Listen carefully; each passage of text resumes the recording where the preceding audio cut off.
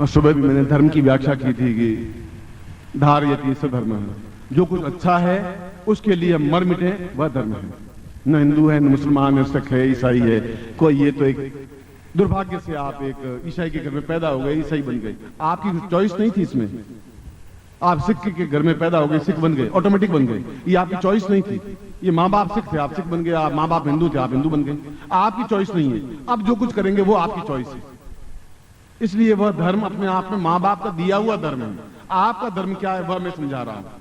आपका धर्म है कि उस धर्म का पालन करते रहें, उनके प्रति नमन होते रहें, मगर उस धारणा शक्ति को मजबूत बनाएं कि मुझे अपनी जिंदगी में एक बहुत ऊंचाई के स्तर पर पहुंचना है, इतना ऊंचा पहुंचना है कि जो गुरु चाहते हैं वैसा कर सकूं, अपने कुटुंब और अपने धर्म का पालन करते हुए श्रेष्ठतम बन सकूं।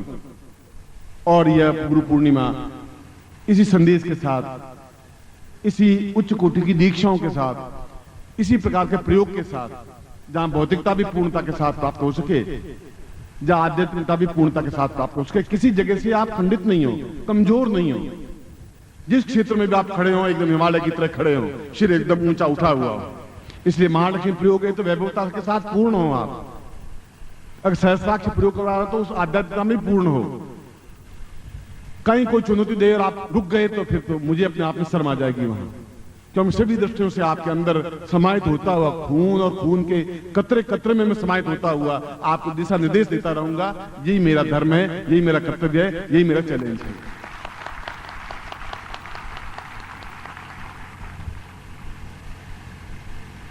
और मुझे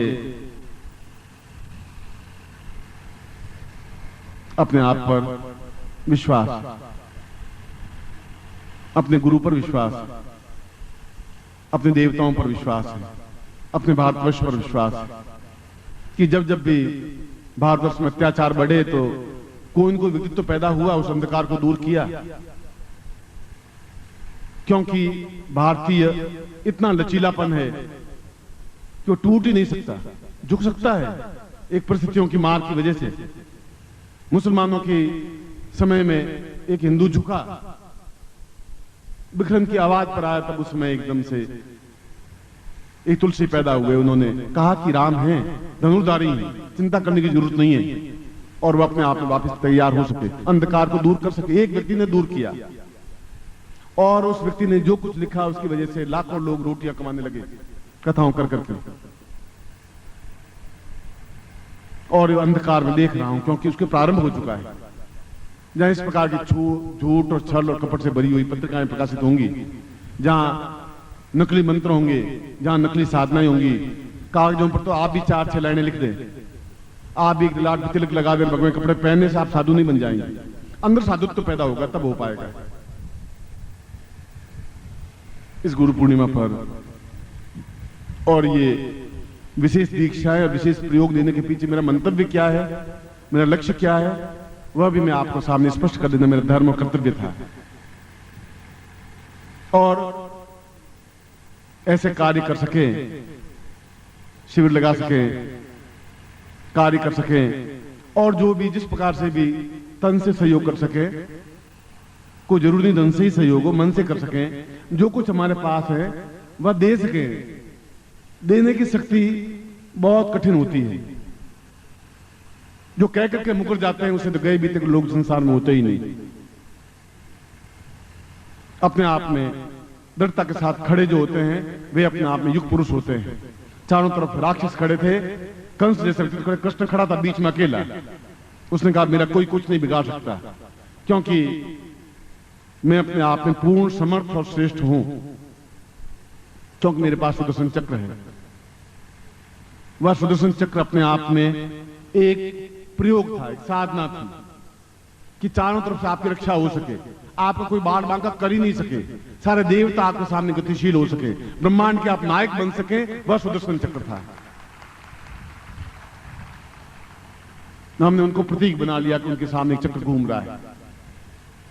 हमने एक मंदिर बना लिया कि यहां एक देवता है।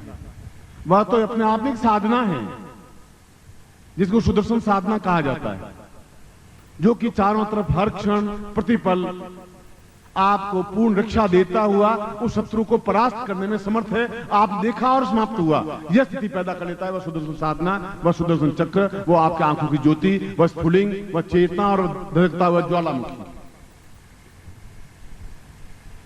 हमारे यहां तो इतने उच्च कोटि के प्रयोग हैं और भरी जवानी, वैसी जवानी जहां आदमी ऐश आराम, खाना पीना, शौक मौज करने की जो उम्र होती है, वह जवानी मैंने हिमालय के पत्थरों पर रगड़ करके बिताई हुई है। उसने शौक मौज नहीं की, बर्फ पे चला हूं उस समय। जवानी गलाई है तो उस पत्थरों पर रगड़ते हुए, उन हिमालय के शीत बर्फ से जूझते हुए, उन लोगों से जूझते हुए, जंगली जानवरों से जूझते हुए, उसके बाद कहने की हिम्मत है क्योंकि मैंने उन लोगों से साधनाएं सीखी हैं। व्यर्थ में आपके सामने बैठ करके कोई प्रवचन देना और बोलना अपने आप में मैंने नहीं सीखा है। जो कुछ किया है दमखम के साथ किया है अपने शिष्यों को देना, मैं दमखम के साथ दूंगा। दूसरा कोई बना ही नहीं सकता इस तरीके जिस तरह से आपको बनाऊंगा, संभव भी नहीं है, उनमें योग्यता भी नहीं है।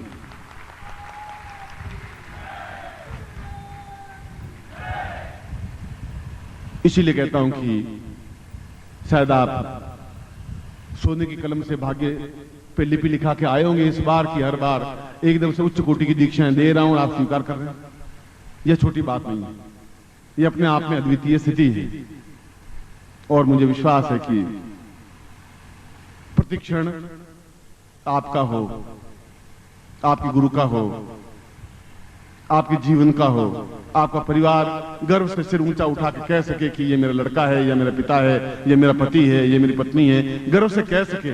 आप 8 फुट 9 फुट 10 फुट के बन करके सबसे ऊंचाई से अलग से दिख सको, आपकी आंखों में एक ज्वालामुखी और प्रेम की, करुणा की, दया की दृष्टि हो, आप अपने आप में युग पुरुष बन सकें।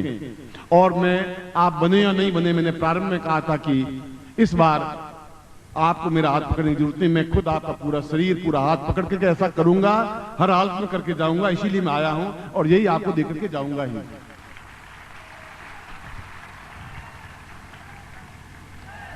मैं एक बार फिर इस अद्वितीय संध्या पर, जहां पर निश्चय ही इस मंच से मैं सत्य उच्चारण कर ही नहीं सकता क्योंकि मुझे जरूरत नहीं है, और 100 से ज्यादा ऋषि और योगी यहां बैठे हुए इस प्रवचन को सुन रहे हैं, तो उनको भी मैं ये समझाना चाहता हूं कि मैं इनको क्यों तैयार कर रहा हूं। वो पूछ रहे हैं आप क्यों तैयार कर रहे हैं, क्यों इतनी गोपनीय दीक्षा दे रहे हैं, क्यों गोपनीय प्रयोग करवा रहे हैं। उनको मैं समझा रहा हूं क्यों दे रहा हूं। यह विवेचन इसी उनको समझाने के लिए है और आपको समझाने के लिए कि मैं आपको एक साधारण मनुष्य नहीं रहने देना चाहता हूं, आपको एक पुरुष बनाना चाहता हूं, आपको पुरुषोत्तम बनाना चाहता हूं, अपने आप में दिव्य ज्योति बनाना चाहता हूं, इसलिए ये काम कर रहा हूं।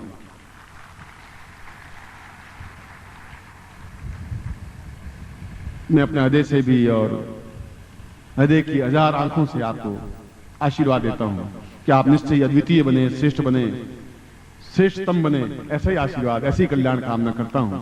और मेरा हृदय हर क्षण आपके लिए खुला है, 24 घंटे पूरे भारत में कहीं पर भी मैं हूं, आप हैं और मैं हूं, इसके बीच में तीसरा आ ही नहीं सकता। मैं एक बार फिर आपको हृदय से आशीर्वाद देता हूं, कल्याण कामना करता हूं। बल परम पूज्य गुरुदेव की, बल परम पूज्य गुरुदेव की, बल परम पूज्य गुरुदेव की, वंदलिया माता जी की, कुछ छोटे गुरुदेव की, सिद्धाश्रम साधक परिवार की, आज के आनंद की।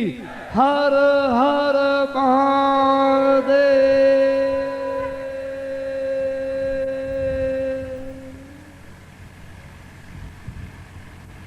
अब मैं आपको पहले दीक्षा दे रहा हूं, जो भी गुरु दीक्षा और विशेष दीक्षा ले रहे हैं, उसके बाद मैं दोनों प्रयोग संपन्न करवा रहा हूं।